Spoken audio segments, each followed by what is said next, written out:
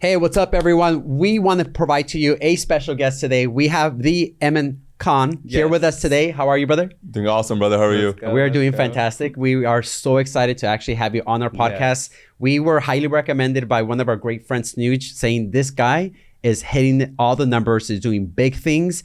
And we went right on your page and we were like, what in the world is this dude doing? Right. You're getting massive views. You're getting a lot of, you're kind of electrifying the public.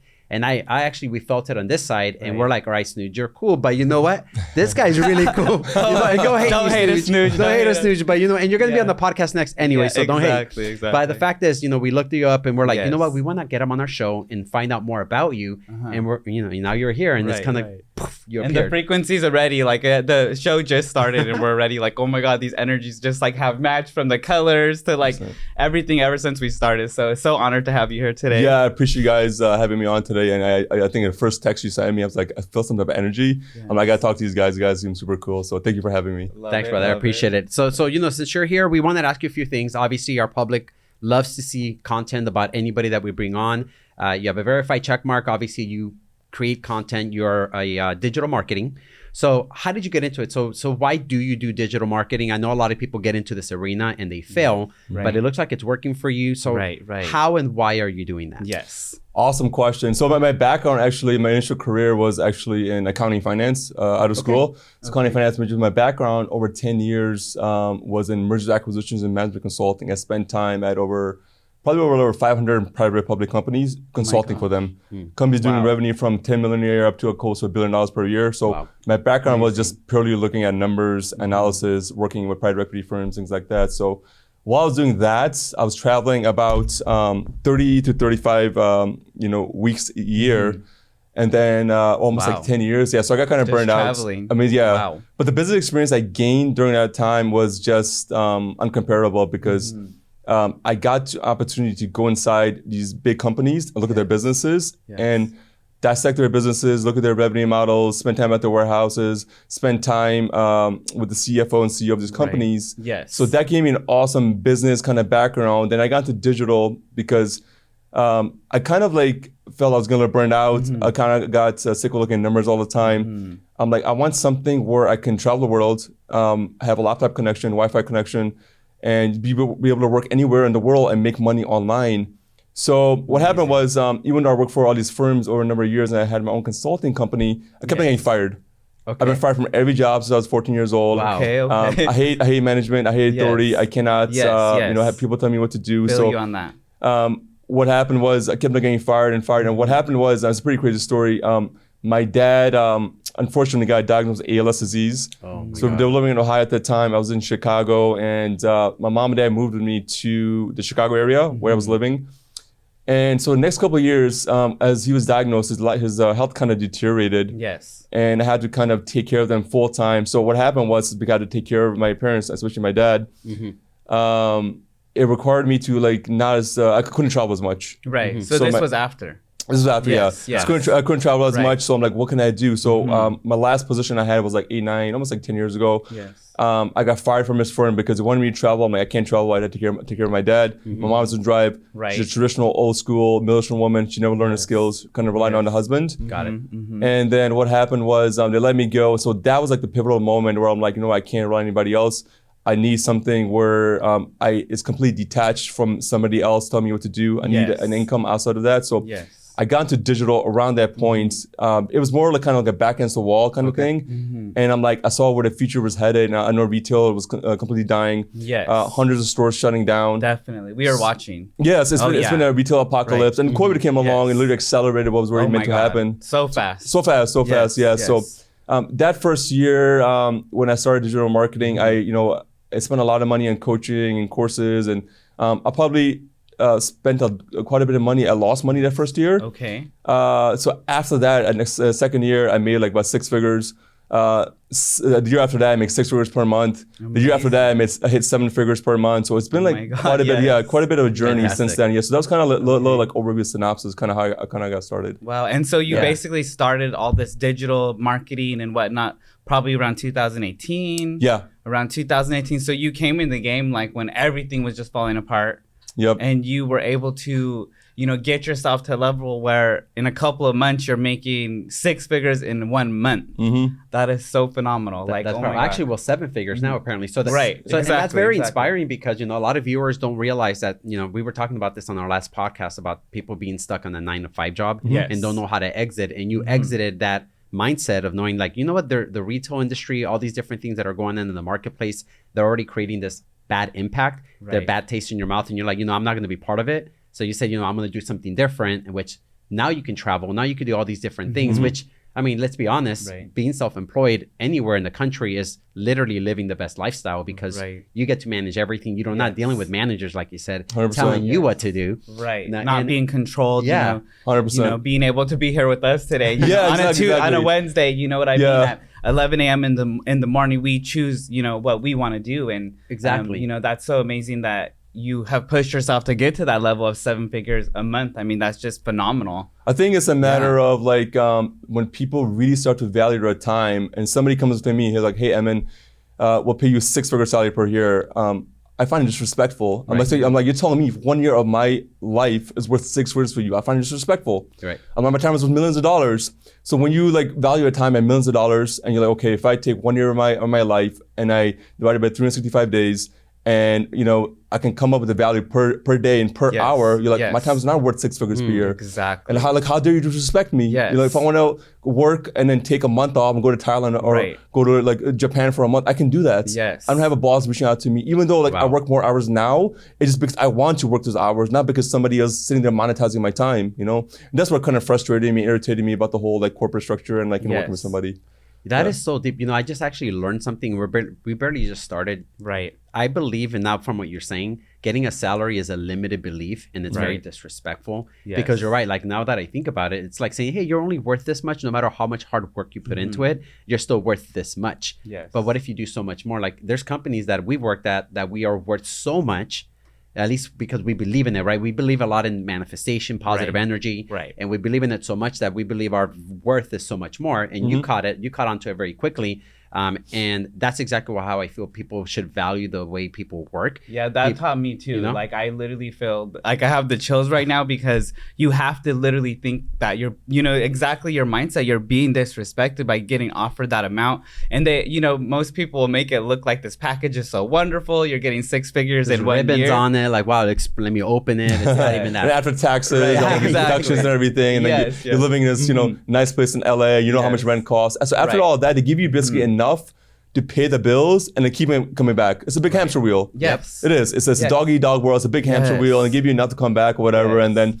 they dangle these carrots and think, it's going to get better and give you like a 5 to 10, 15% raise every year. Yes. And for taxes, it's nothing. Right. Nothing. And then you're like, I want to, get 2 weeks of PTO per year. And then you have to report 8 a.m. every morning to 5, and then you put in 60, 70, 80 hours a week, you still get to pay the same salary. Exactly. It's a ripoff. It's the biggest scam in history. Right. Exactly. It's modern slavery. It's modern slavery. It's illegal too. It's illegal. It's modern slavery, I call it. Scam ever. Yes. One thing also because society and a lot of people have normalized it. I mean, I think also comes back to the entire school system and educational system as well too, because the way we're taught is go to school, work hard, for 4 years, take out a $100,000 loan, which has literally no ROI. It's the biggest racket in the world too. Yes. And you come out with this debt that you're paying off the next 5, 10 years of your life. Yes.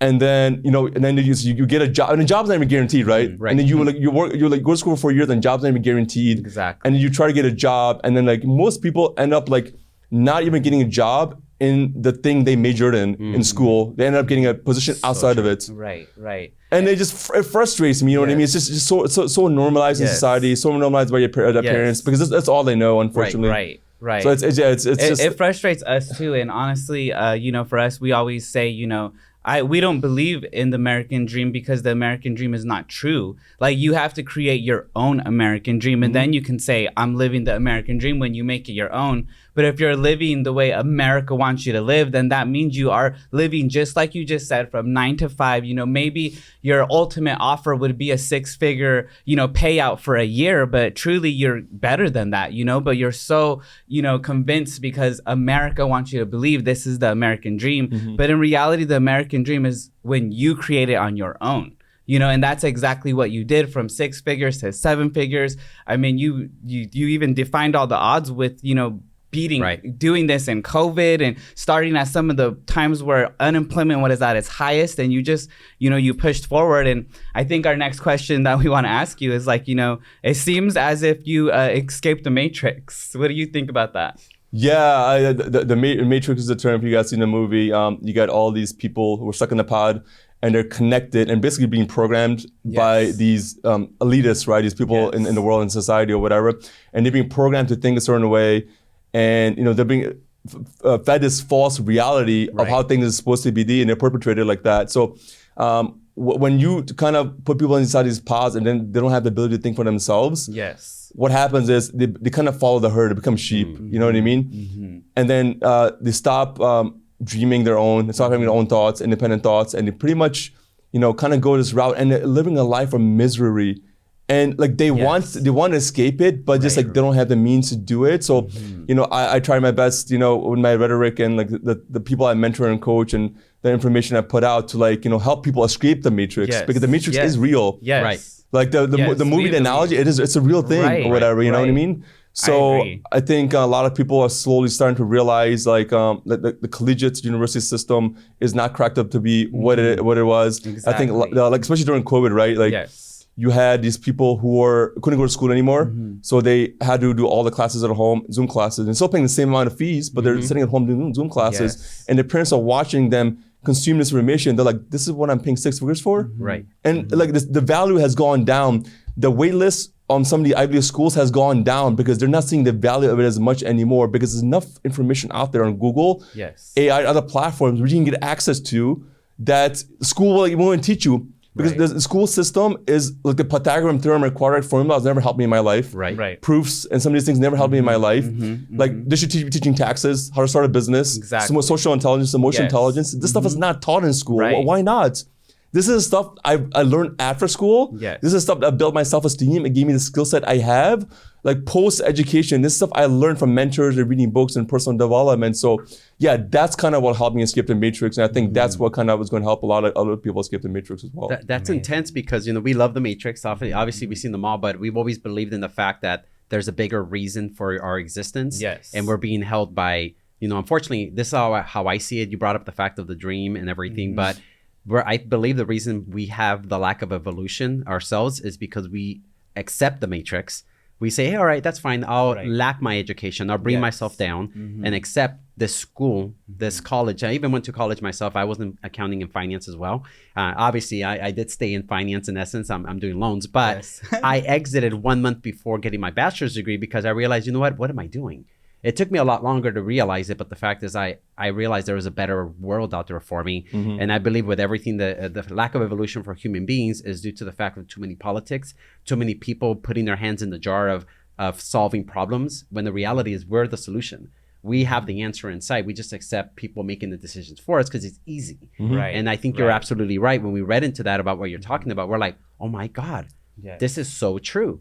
And you're really creating that shockwave effect to us and other people. And you guys that are watching this, the fact is there is a way to escape this matrix that exists. If you just open up your mind, realize the schools are kind of like holding the carrots, saying, hey, here you go. You're going to get the salary job when it's over. And at the end, it's actually a business. Over. It's a business in itself, right? It's a school, a system, a university system. It's a business in itself. Definitely. Imagine if I were to go into a university system and like, hey guys, I'm gonna teach you guys e-commerce, how to make 6 figures per month. What would they do? They would kick me out. Because kids would start dropping out of school, making 5-6 figures a month. Like, I don't need school anymore. They would drop out, and then I would disrupt the school business model, and they would basically kick me out, whatever. But they wouldn't allow me to do that. But like, they want people to stick in to the education system. Most of the GECs you take are completely useless. And I went to Ohio State. I graduated from Ohio State University, accounting finance major, almost a straight A student, but. The skill sets I learned didn't get me much far because I saw people with half the grades I did getting better positions than me. Like, what am I doing wrong? They were better good at networking. They were better at connecting with people. Because human capital, right? Connecting with people and networking, that's a real skill set. That stuff is not taught in school very well. That should be.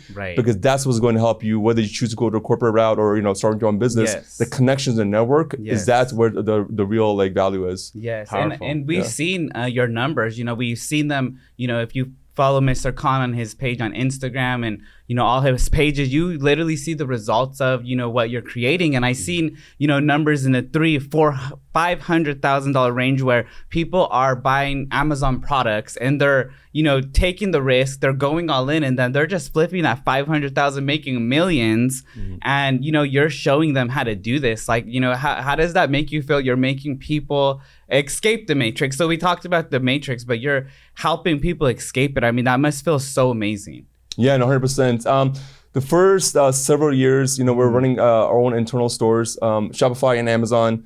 I spent a lot of time going back and forth to China as well, Hong Kong, Tokyo, spent a lot of time in Asia as well too. Wow, beautiful. I wanted to see, first of all, the landscape over there. And number two is, I think the USA is cool, but I've been in almost all 50 states besides 3 or 4 states. Wow, that's so amazing. Yeah, and so it's interesting, but going overseas, you see the full landscape. I'm like, whoa. You go to Hong Kong, you're like, oh, this glass or this table or this thing, some of these products are coming from over there. How have they been manufactured? Let me look at that, spend time at the warehousing, and you see they're manufactured with dollars and cents, and then they're basically, importing it to the USA and marking it up like 100, 200%. We're buying it, right? So I'm like, oh, if I can go to China and procure this product for X amount of dollars and then sell it on Shopify and Amazon for X amount of dollars at 2X or 5X, I can make a profit.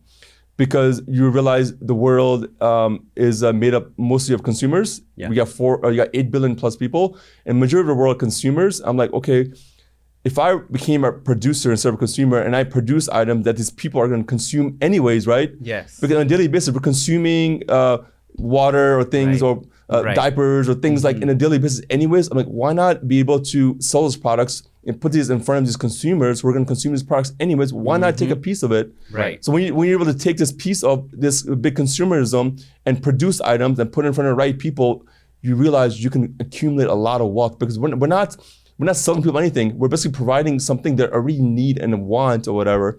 So I think spending time over there and slowly starting out, making money online, and then eventually offering as a service to people, where they can kind of invest into or done for you. Like we have one of our services, Amazon automation program, where clients invest, 15, 25K, 35K in capital, and we set up a whole A to Z business for them, and pretty much earn passive income. So once we figured out how to do it ourselves and systemize it, we were offered as a service to people, and then we helped them, kind of attain a little bit of financial freedom as well. And this is amazing because we're in the real estate world, lending world, and we're helping individuals buy properties, get their loans, and they are using these as assets to build wealth as well. They're holding the properties, the equity's growing, and maybe later they exit for an amazing amount of real estate is one of the best wealth building things. Yeah, I mean, real estate, I think, no matter what the market conditions are, it's something that's always going to be there. Some of the biggest wealth has been always created by real estate. Right. It's always going to be there. I know different markets have different issues going on or whatever. There's a recession going on, there's a depression, market values, property values incline and increase and decrease. But real estate is always going to be there. And it's super, super it's one of the best wealth building techniques. Right. No, and with that though, being real estate being one of the biggest, I feel that this is just as close. I mean, if you just work so hard and you want to escape the matrix and you have a 9-to-5 job and you just save a little bit of money, every single month, and you get to that point where you have a $25,000, it's kind of like a $25,000 exit, because you put this money in for yourself and it will just make money for you if you work with the right people. Almost like if you go buy a property, there is a down payment, and usually it's $25,000, usually it's $40,000, sometimes $80,000, whatever the case. But that's you investing into your life. It's investing into a property equity. This is kind of like the same thing, 100%. Taking a risk for $25,000 to escape the matrix. Yes, for some people that's a lot of money, but you could really make it happen, because people are buying properties every day. They're getting loans every day, and these people have to come in with these big down payments of $20,000, $40,000, $50,000. So if you can do that, then most certainly you can, create another realm of income with this $25,000, and you could, escape the matrix. I mean, I can't wait till we start. I can't believe we haven't yet. I think sometimes we get so caught up in, again, sometimes your own businesses. Exactly. Which is fine. Right. But again, when you have partners, and you should have those second, third, fourth avenues of ways to make money. You know what I mean? 100%. Diversified portfolio. Yeah, Exactly. you should have a diversified portfolio. Obviously, like different income class, different investments are going to have different rate of returns and different ROIs, things like that. But yeah, real estate, I would say, and any type of e-commerce, online marketing, which is still, I would say, a very small fraction of what's going to be next, like 5-10 years. I mean, it's still very small. It's extremely small compared to what's going to blow up.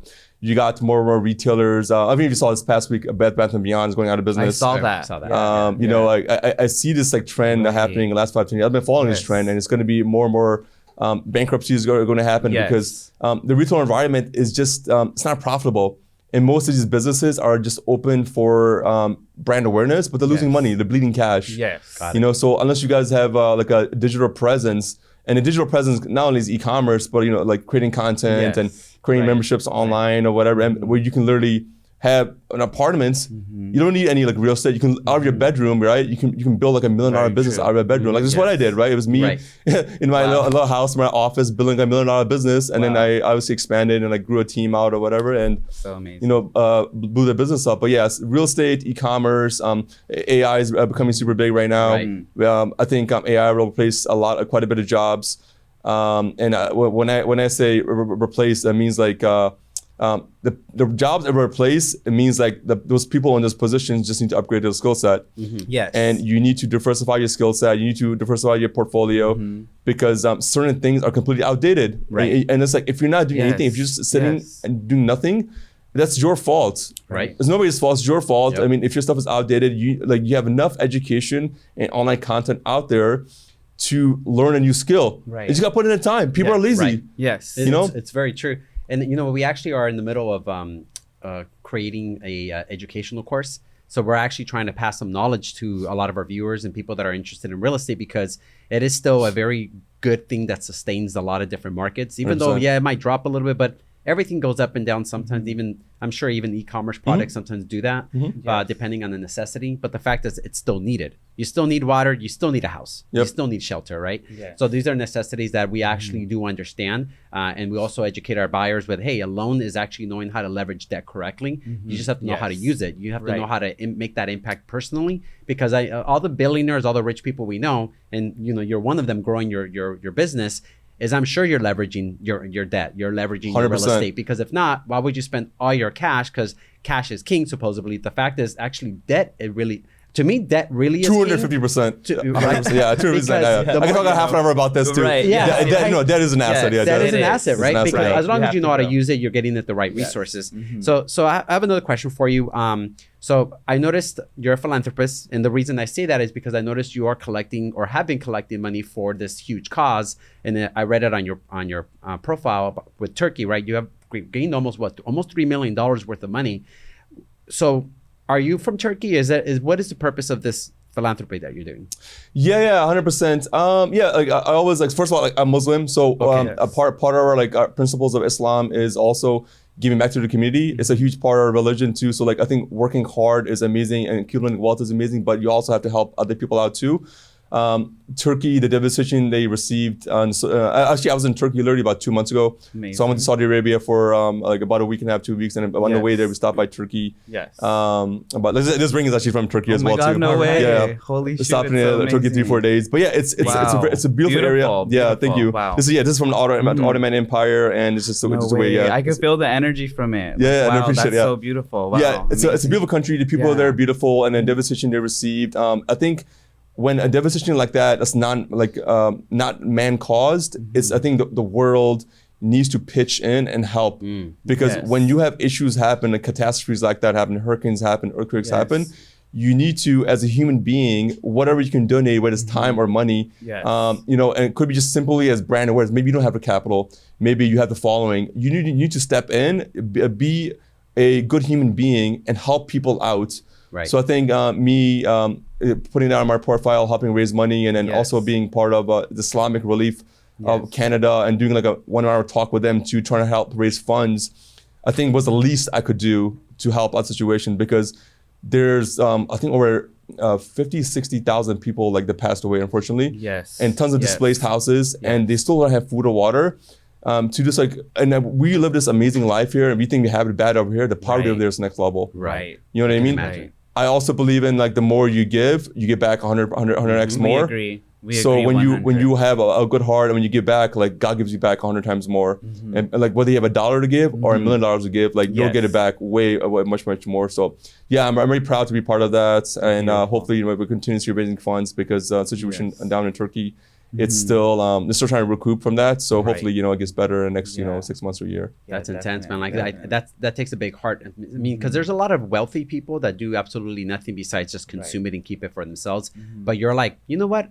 I'm an open book here. Let me give you information. Let me help you guys out. You're helping individuals that are not from even your country because you have a heart for, hey, let me at least collaborate with people, see if anybody's interested to go on your page to maybe put in some money to help. And I think that's such a huge thing. We're all into that. And we love helping our people. We've also donated to charities for like this kids hospital. We've done a lot of different things ourselves, and we have a lot more that we're going to be doing because we want to be able to give back to the communities ourselves. We're joining some new organizations ourselves to try to help out as well. So there's a lot of different things we're learning from.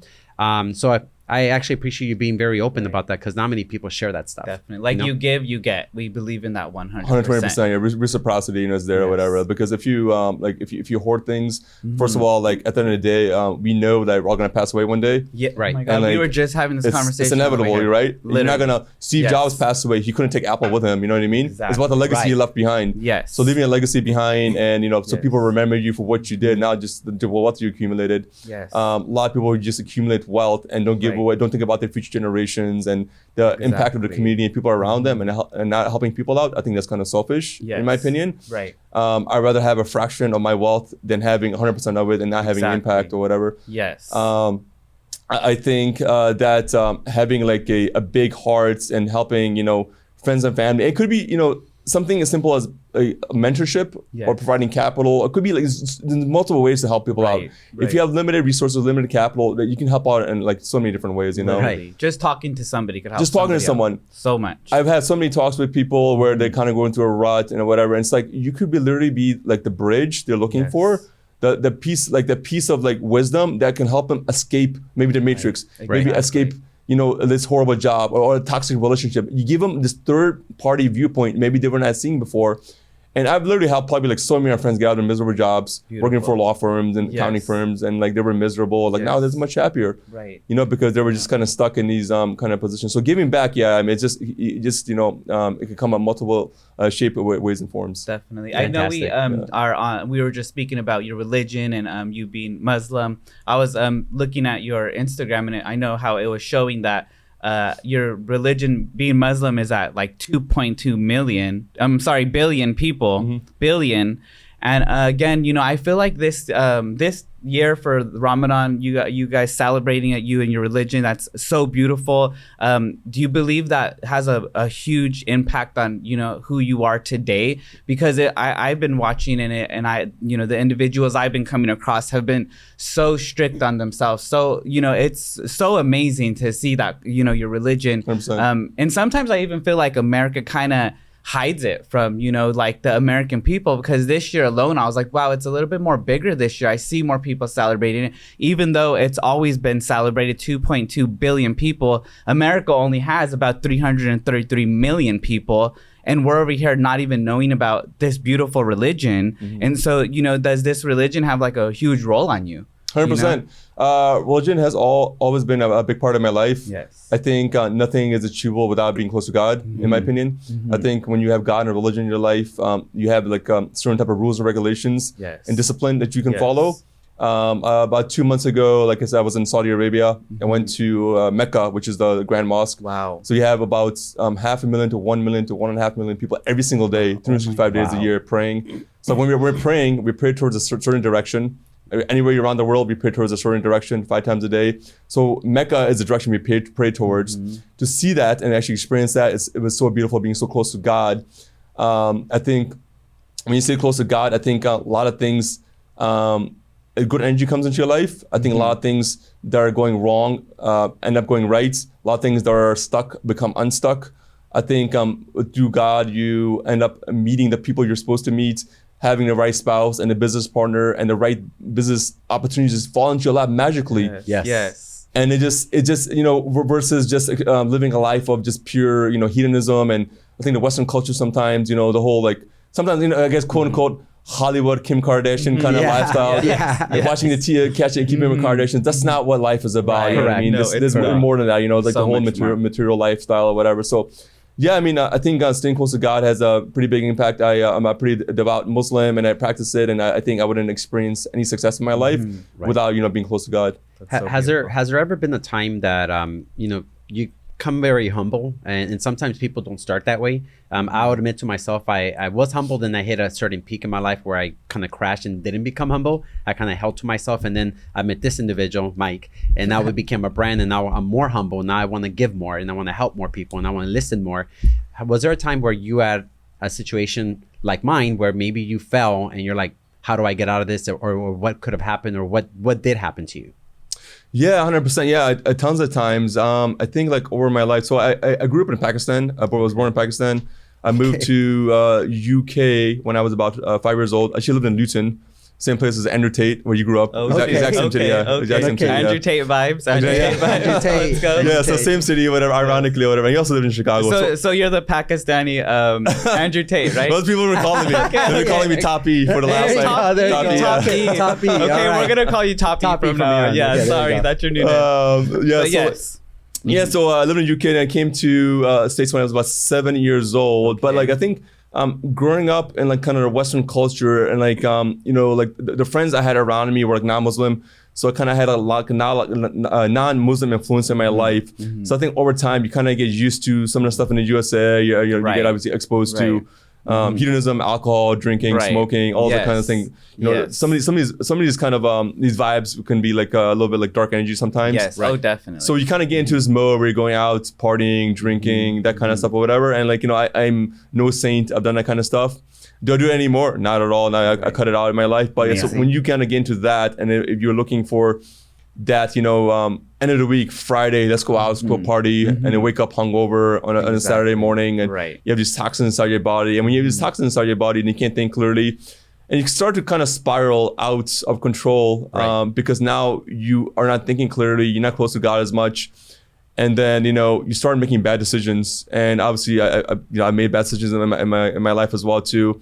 Some financially, some spiritually, some relationship-wise. I've lost relationships in the past too because I wasn't clear on my mindset, and I said some things or ruined some relationships or whatever. But it's unfortunately it's just it's a learning experience. It was something I did at the time, or I thought it was good, but you obviously hindsight is 20/20. So you kind of grow out of it, and you start to realize you shouldn't be living your life to make other people happy.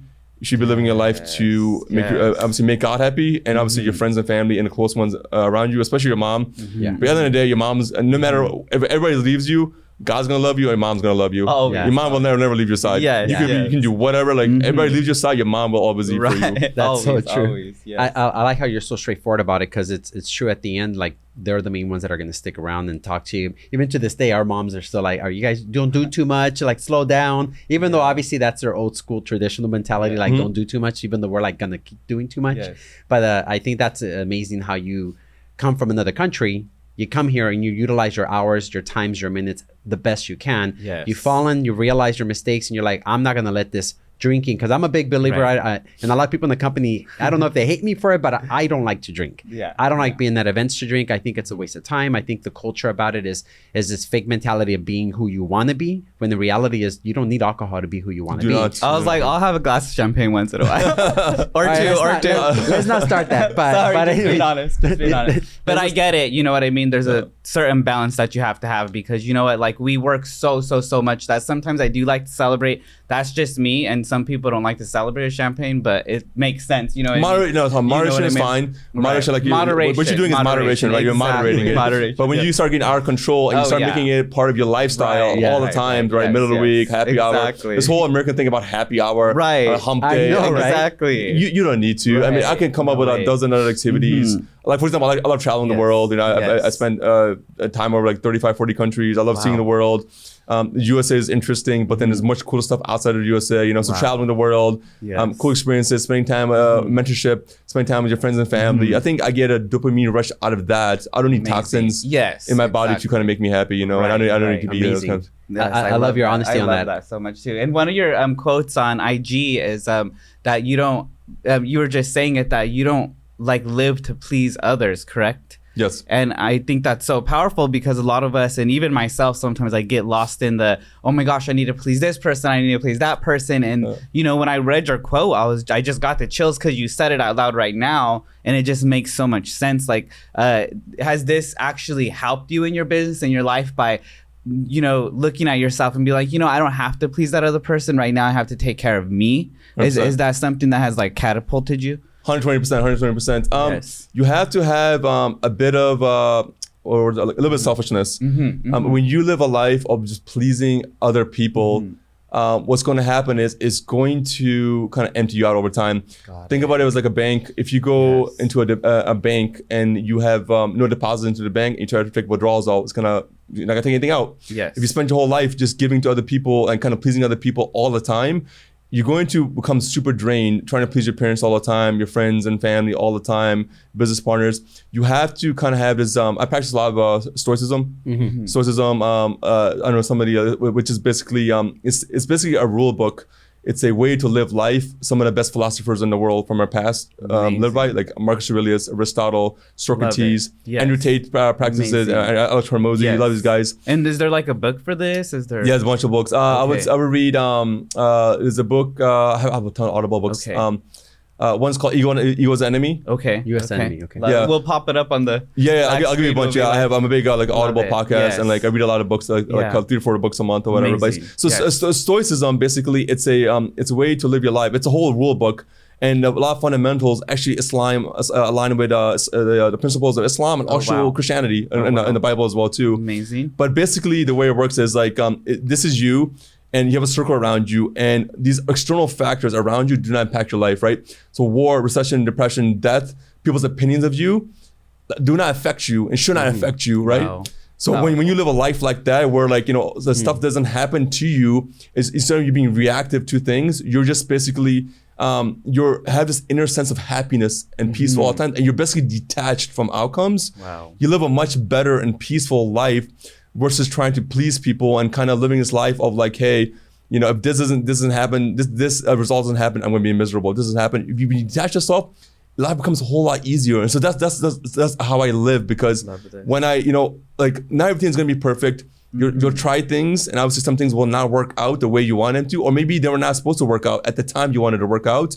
So when you start detaching yourself and stop pleasing other people, I promise you, like you'll have this much better like kind of inner peace, and your life becomes much much easier. You'll walk around with a smile on your face. Wow, I seriously I'm already love that. smiling. I'm already that's so amazing. That's so good, because we weren't like that before. Both of us were we'll accept it too. We were always trying to please other people, even me pleasing him or him pleasing me. Now we're like, hey, let's be happy. Let's come to a conclusion, but at the end we're happy making the decision for ourselves first, and then obviously take action from there. And I think a lot of people want to please other people, and at the end they lose themselves, and they're not ever going to do whatever they need to scale or catapult, like you're catapult. It's never going to be good enough, man. I see it all the time. Relationships, whether they're business or it could be, you know, a relationship between a spouse or girlfriend or whatever type of relationship it is. Sometimes you see situations where it's like it's a toxic relationship, and you have one partner giving, you know, putting pretty much like 60, 70, 80%, 90% of the effort into something. It's a black hole, and they don't realize that the other person is not reciprocating.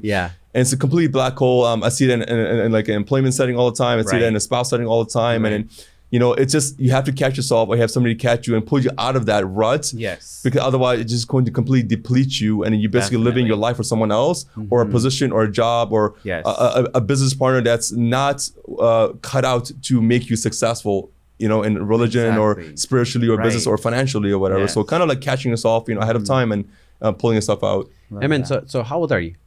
Yes. I 20. think you're in your 20s, right? No, older, much older. Yeah. Older, 30s then. Yeah. Okay, I'm assuming 35 then.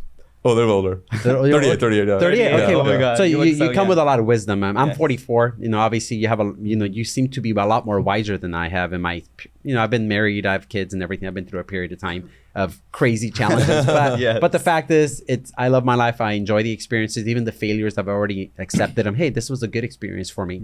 So for our viewers, I think I would love them to hear a little bit about what your goals are in the future. So right now you have such a success story. You're growing, you're building, you're traveling the world, which I want to do that. We're gonna. You're just inspired to travel. We're gonna be traveling now. I was like 40 minutes about that too. Oh my God, so much insight about that. Oh, I bet. And before you ask this question, because we always ask this question, I need to know. So you've been to so many places, almost every place in the United States. You've traveled the world.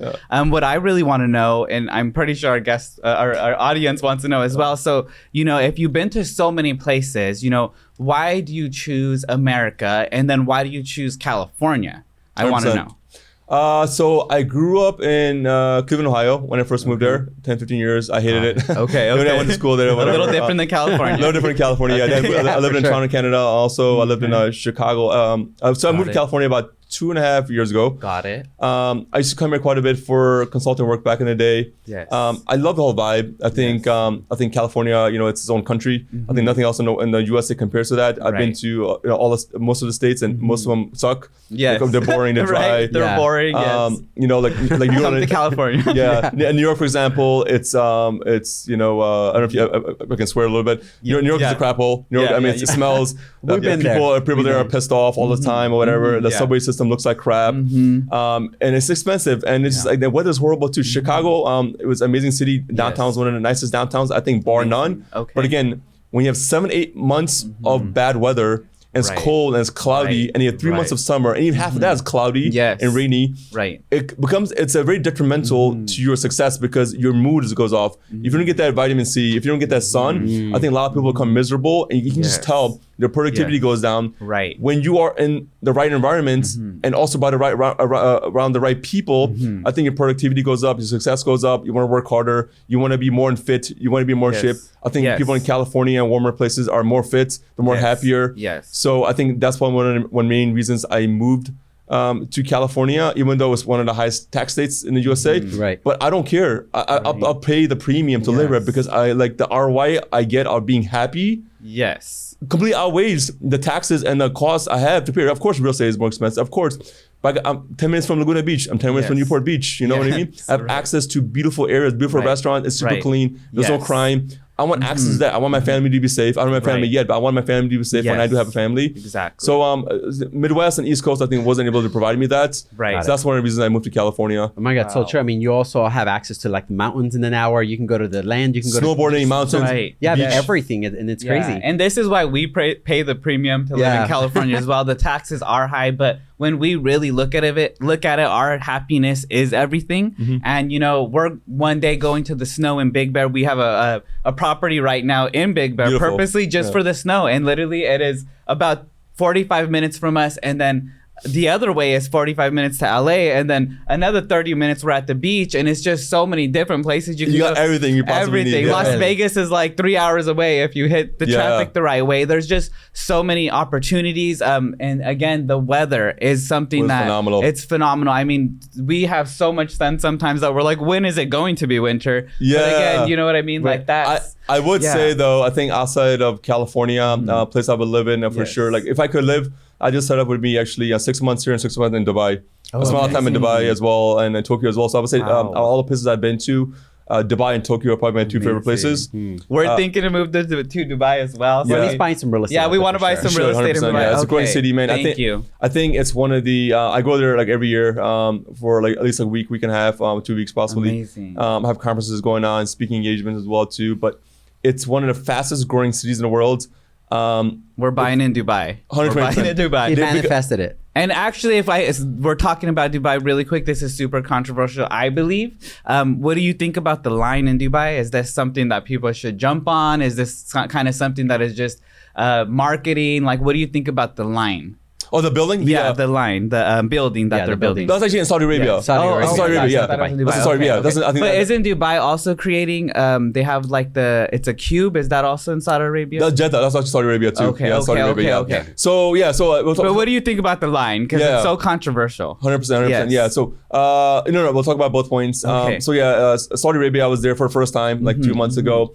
So Saudi Arabia traditionally, I mean, that's like literally the center of religion in Islam. So they try to basically keep away a lot of kind of materialistic, hedonistic things, right? There's no clubs and nothing like bars, that kind of stuff, because it's literally the center of religions. But now I think they're starting to build more things to attract tourism. Yes. But you look at Dubai, for example. Dubai, probably 70-80% of Dubai is funded by tourism. Okay. So you'll have like clubs, bars, drinking, alcohol, that kind of stuff. And then it's I would say it's one of those places. It's the most Islamic, non-Islamic country in the world. Oh, because wow. you have so many a lot of Muslim people, but then you have all these clubs and bars and. They're actually building one of the biggest casinos in the world too. Oh, really? It might be bigger than Vegas. Yeah, they're building a whole God. island of these casinos as well too. Next 1 to 2 years. So, but yeah, coming back to the line. It's super interesting. I like it. I'm a big proponent of innovation. Yes. Like I love for example Elon Musk does, and it's the line is interesting. They're building a little city where they could basically number one attract tourism. Right. They're building this. I think it's how many like miles and miles long. It's massive. So they have the capital to do it. It's a very oilish country, and they're starting to realize eventually oil money will run out. Eventually, because as the world becomes more and more EV. True. They need additional sources of income. So what do? Well, tourism, right? Like Dubai, mostly tourism.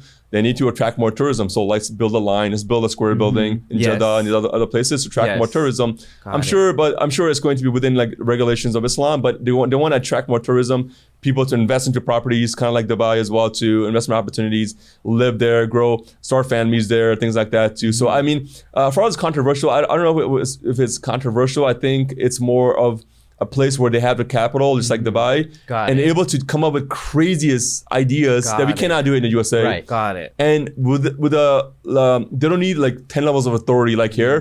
They're able to like come up with ideas, implement it, and put the capital in place and start building it in a matter of months. Let's come up with an idea. Literally. Let's build the world's tallest building. Yes. Let's build the world's 7-star hotel. Let's build man-made islands. Yes. Let's do come up with an idea. Let's get the manpower. Let's start building it. I think that's the issue in America. I think the politics are so heavy here. Super heavy. That it's pockets. People are like, oh, I'll pay you this, and it just becomes such a problem that I think that's one of the reasons why we just don't evolve as much. Even though I'm hopeful that we actually get ourselves out of our own rut, but.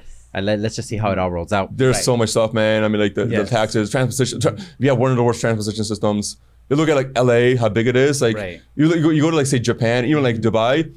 It's one of the nicest transportation systems in the world. I went on Tokyo. I took a bullet train to Tokyo to Osaka to Kyoto, and they have underneath the entire city, beautiful subway system, super clean. Wow. You can eat off of it. It's so clean. No way. Underneath the subway system, they have a train system because the subway system will get you anywhere around the city. But then like certain parts of the city, they won't get you around. The train system underneath the subway system is on top, stacking on top of each other. Wow. I saw how beautiful it's organized. We didn't think about that here in LA, in California. You got Elon Musk trying to build Hyperloop, but nobody's thought about this stuff, politics, right? Yeah, everybody's trying to hold up on doing the funding for it. It's funny, yeah. So like it's just like California, like these other cities were built. It's a half-assed system. They haven't built it. They didn't think about it. Like because people in Asia, countries in Asia, have thought about this ahead of time.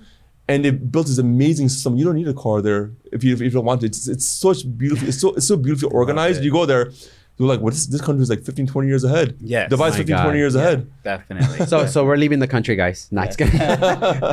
So back to my question. Yeah. So curious, right? So you have a lot established. You've got a lot going on. You're still very young. What does Emmon 5 years from now look like? So we like to ask this question just to see if you've ever sat down and thought to yourself, all right, so in 5 years, this is the new Emmon. Like, what am I going to be at? Where am I going to be at? How much, whether it's wealth, whether it's, the ability to have more ownership of certain things, where do you see yourself? Yeah, is there something that you want in 5 years? Because we know that you're very successful. You have a lot of things that you want right now already. But, what is it for you in 5 years to wrap that up? 100%. I think accumulating material things, wealth and assets, properties, cars, I like all that kind of stuff is cool. I think it's temporary happiness because you get the new Lamborghini and the Ferrari and these type of cars or whatever. Right.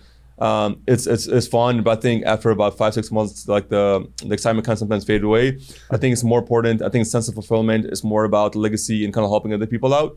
So I think one of the things I'm working on is definitely a community and like a coaching kind of membership program where people can invest into a membership program and like they want access to me, access to my mentors, access to people in my community because I get dozens of DMs a week like, hey, I need help with this. Amazing. I don't have the time to do it, but I want to set up a program where I can help the younger populace Yes.